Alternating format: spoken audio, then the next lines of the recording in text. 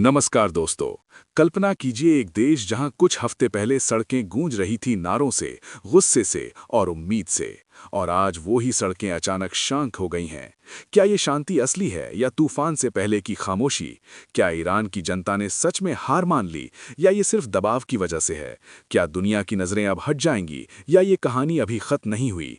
और आज हम बात करेंगे ईरान की उस स्थिति पर जहां विरोध प्रदर्शन थमते नजर आ रहे हैं। तो आइए डुबकी लगाते हैं इस कहानी में और देखते हैं क्या हो रहा है असल में।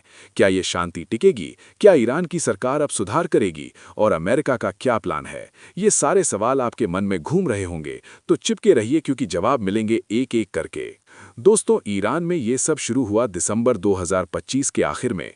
कल्पना कीजिए तेहरान का ग्रैंड बाजार, जहां दुकानदार रोज कमाते हैं, लेकिन अचानक मुद्रा का मूल्य गिर गया। रियाल 14 लाख रियाल प्रति डॉलर पहुंच गया। महंगाई आसमान छू रही थी। मांस, दूध जैसी बेसिक चीजें आम आदमी की पहुंच से बाहर।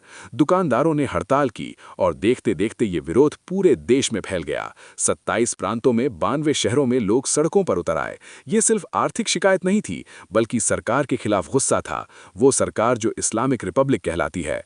क्या आपको पता है ये विरोध 2022 के बाद सबसे बड़ा था? लोग बदलाव चाहते थे, लेकिन सरकार ने क्या किया? एक भयानक क्रैकडाउन।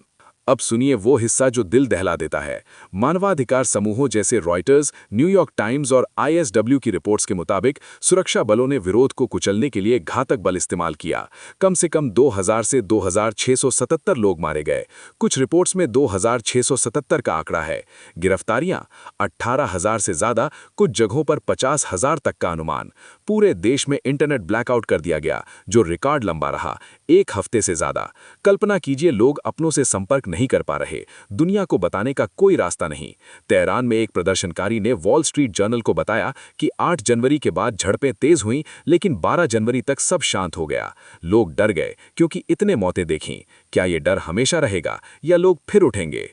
लेकिन दोस्तों, शांति आई कैसे? सरकार ने भारी सुरक्षा बल तैनात किए, गिरफ्तारियां की और राज्य मीडिया ने और अरेस्ट की खबरें दी।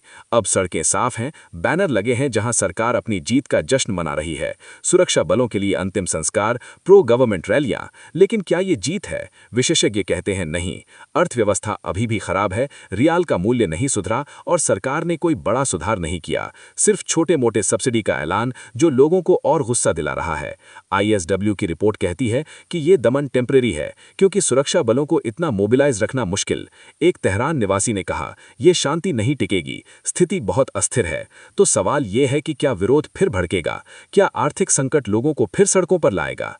अब अंतर्राष्ट्रीय प्रतिक्रिया देखिए। अमेरिका के राष्ट्रपति ट्रंप ने धमकी दी थी, सभी विकल्प खुले हैं अगर मारकाट जारी रही। लेकिन जैसे ही मौतें कम हुई, उन्होंने कहा कि स्थिति सुधर रही है। अमेरिका ने ईरानी अधिकारियों पर नए प्रतिबंध लगाए, जैसे अली लारिजानी पर।